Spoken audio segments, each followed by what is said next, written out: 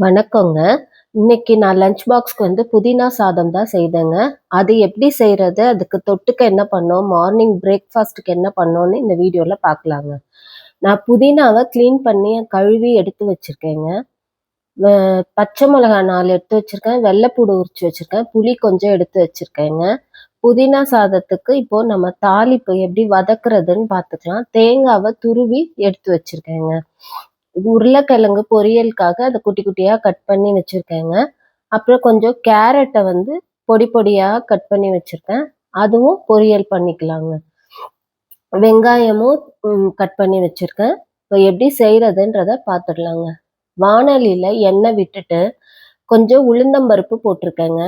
உளுந்தம்பருப்பு கொஞ்சம் brown colour ஆன உடனே நம்ம அதுல உரிச்சு வச்சிருக்க பூடு, அப்புறம் பச்சை மிளகாய் இத சேர்த்துக்கலாங்க. பூடும் நல்லா எண்ணெயில வதங்கிடணுங்க. அப்பதான் அந்த பச்சை ஸ்மெல் இல்லாம நல்லா இருக்குங்க. இப்போ பச்சை மிளகாவையும் போட்டுட்டேன். பச்சை மிளகாவை லைட்டா கீறி போட்டிருக்கேங்க. இல்லைன்னா வெடிச்சிடும், முகத்துல படும். அதனால 2ஆ குட்டியா கட் பண்ணி போட்டிருக்கேங்க. புளியையும் எண்ணெயிலேயே நல்லா வறுத்துடணுங்க. ஏன்னா லஞ்சுக்கு நம்ம பேக் பண்ணி கொடுக்க போறோம். அப்போ நம்மளுக்கு கெடாம இருக்கிறதுக்காக புளியும் நல்லா வறுபட்டுடணும். நான் இப்போ கொஞ்சமா ஒரு 1/4 ஸ்பூன் சீரகமும் 1/4 ஸ்பூன் மிளகும் போட்டிருக்கேன். போட்டு அதையும் நல்லா வறுத்துக்கலாங்க. எல்லாம் ரெடியான உடனே துருவின தேங்காவை கொஞ்சமா அதோட சேர்த்துருக்கேன். ஒரு 3 ஸ்பூன் அளவுக்கு சேர்த்துருக்கேங்க. அதையும் எண்ணெயில நல்லா வறுத்துடணும். இப்போ உளுந்து, வெள்ளைப்பூடு, புளி, பச்சை மிளகாய் எல்லாம் கலர் மாறி ஒரு ப்ரௌன் கலருக்கு வந்த உடனே நம்ம கழுவி வச்சிருக்க புதினாவை அதுல சேர்த்துடலாங்க. நான் புதினாவோட சும்மா கொஞ்சமா கொத்தமல்லி சேர்த்துருக்கேங்க. எல்லாத்தையும் ஒண்ணா சேர்த்து நம்ம இப்போ வதக்கிக்கலாங்க. புதினாவை நம்ம ரொம்ப அப்படியே வதக்கிடக்கூடாதுங்க. கொஞ்சமா அப்படியே லைட்டா அது கொஞ்சம் வதங்கி வரா மாதிரி இருக்கும். அந்த அளவுக்கு வதக்குனா போதும்.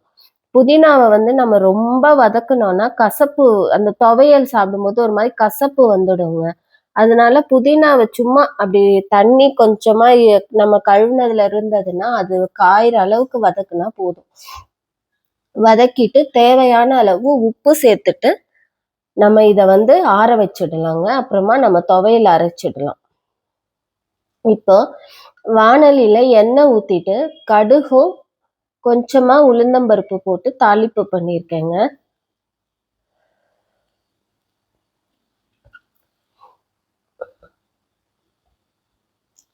இப்போ கொஞ்சம் வெங்காயம் சேர்த்துட்டு வதக்கிட்டு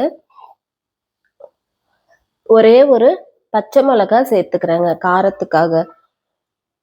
லஞ்ச் பாக்ஸ் நான் குழந்தைங்களுக்காக பேக் பண்றதுனால காரம் அதிகமா சேர்த்துக்கிறது இல்லைங்க. ஒரே ஒரு பச்சை மிளகாய் போதுமானதா இருக்குங்க. வெங்காயம் நல்லா வதங்கின உடனே நான் பொடியா நறுக்கி வச்சிருக்க கேரட்டை அதுல சேர்த்துக்கிறேங்க.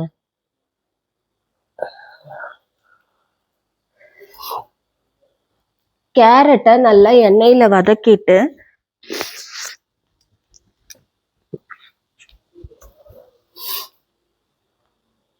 அதுக்கப்புறம் தேவையான அளவு உப்பு சேர்த்துக்கலாங்க.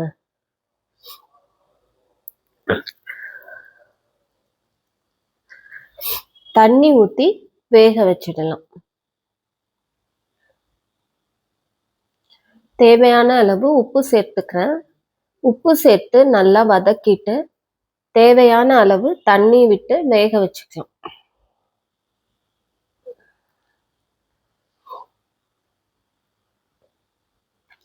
இப்போ கேரட் நல்லா வெந்துடட்டுங்க. ஒரு 5 நிமிஷத்துல நல்லா வெந்துடும். அது வரைக்கும் நம்ம வெயிட் பண்ணலாம். அடுத்து நான் வாணலிய அடுப்புல வச்சுக்க போறேன். வச்சுட்டு இதுல கடுகும் தட்டி வச்சிருக்க பூடையும் சேர்த்துக்கிறேங்க. சேர்த்துட்டு அதை நல்லா வதக்கிட்டு உருளைக்கிழங்க பொடி பொடியா கட் பண்ணி வச்சிருக்கேங்க. அதுக்காக தான் இப்போ நம்ம இதை தாளிப்பு செய்கிறோம். இப்போ உருளைக்கிழங்கையும் அதோட சேர்த்துட்டு நல்லா வதக்கிக்கலாங்க.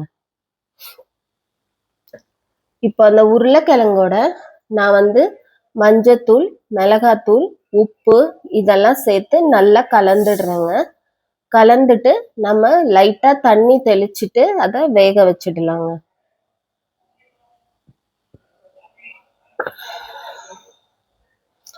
இப்போ உருளைக்கிழங்கும் வெந்துட்டு இருக்குங்க. அதுக்குள்ள கேரட்ல பாருங்க நல்லா தண்ணி இஞ்சி நல்லா வந்துடுச்சு. கேரட்டும் நல்லா வெந்துடுச்சுங்க. இப்போ நம்மளுக்கு இதுல நம்ம இப்போ தேங்காய் பூவை தூவி நல்லா வதக்கி எடுத்துட்டோம்னா நம்மளுக்கு கேரட் பொரியல் ரெடி ஆயிடுங்க.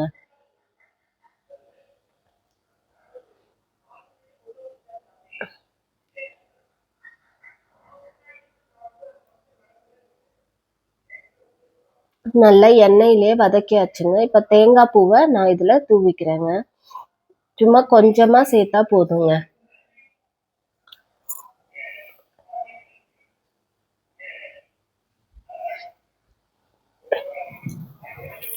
நல்லா வதக்கியாச்சு.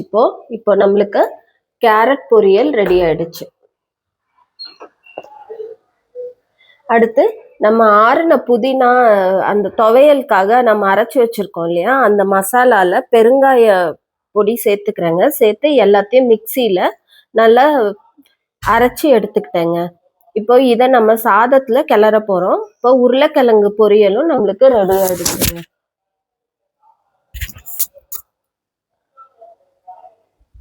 இப்போ நான் மார்னிங் பிரேக்ஃபாஸ்ட்டுக்காக கேழ்வரகுல வெங்காயம், வெள்ளைப்பூடு கொஞ்சம் தட்டி வச்சிருக்கேன். அது முருங்கைக்கீரையை கொஞ்சம் க்ளீன் பண்ணி வச்சிருக்கேன். அதையும் சேர்த்துக்கலாம். இப்போ அதில் காஞ்ச மிளகாவை வந்து குட்டி குட்டியாக கட் பண்ணி வச்சுருக்கேங்க. அது கொத்தமல்லி தழை நல்லா கொஞ்சம் நிறைய போட்டு எல்லாத்தையும் பிசைஞ்சு எடுத்துக்கலாங்க. தேவையான அளவு உப்பு சேர்த்துக்கிறேன். இப்போ எல்லாத்தையும் பிசைஞ்சு இந்த மாதிரி எடுத்துட்டு நம்ம தோசைக்கல்ல அடை போல தட்டிட்டோம்னா சாப்பிட்றதுக்கு நல்லா இருக்குங்க. ஹெல்தி பிரேக்ஃபாஸ்ட்டுங்க. சும்மா குழந்தைங்க ஒன்று சாப்பிட்டாலே நல்லா ஹெல்த்தியாக இருக்குங்க. மார்னிங் குழந்தைன்றதுனால நான் வந்து மார்னிங் வந்து இந்த நாட்டு சர்க்கரையோட என்னோட பொண்ணு சாப்பிட்டு போனாங்கங்க. பெரியவங்களுக்குலாம் வந்து நம்ம இந்த புதினா சாதத்துக்காக துவையல் அரைச்சோம் இல்லைங்க, அந்த துவையலவே பெரியவங்க எல்லாம் தொட்டு சாப்பிட்டுக்கிட்டாங்கங்க. நல்லா இருக்கும். நீங்களும் டேஸ்ட் பண்ணி பாருங்க இந்த மாதிரி செய்து. ரொம்ப ஹெல்தி பிரேக்ஃபாஸ்ட்டுங்க. நம்மளுக்கு அடையை நம்ம நல்லா மெல்லிசா தட்டி 2 பக்கம் நல்லா சுட்டு எடுத்துக்கிறோங்க. நல்லா மந்தமா போடக்கூடாது. போட்டோம்னா உள்ளெல்லாம் வேகாது. நல்லா மெல்லிசா போட்டு தட்டி 2 பக்கமும் சுட்டு எடுத்துட்டோம்னா நம்மளுக்கு ரெடி ஆயிடுங்க. இப்போ பாருங்க எல்லா பிரேக்ஃபாஸ்ட்டும் லஞ்சும் ரெடி ஆயிடுச்சு நம்மளுக்கு.